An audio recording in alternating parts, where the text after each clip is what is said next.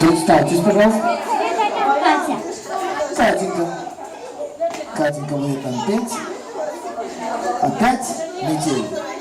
Зима прошла, но у Кати она опять возвращается. А вот мама ваша. Мама ваша.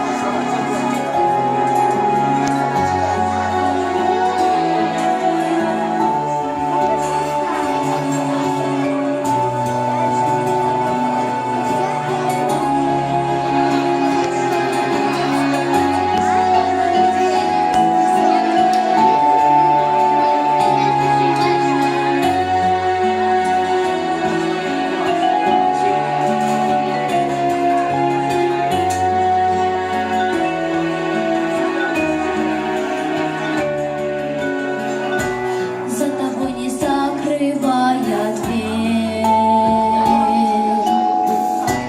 Я живу уже который год, и с тех пор отчет моих нечаянных потерь остановлены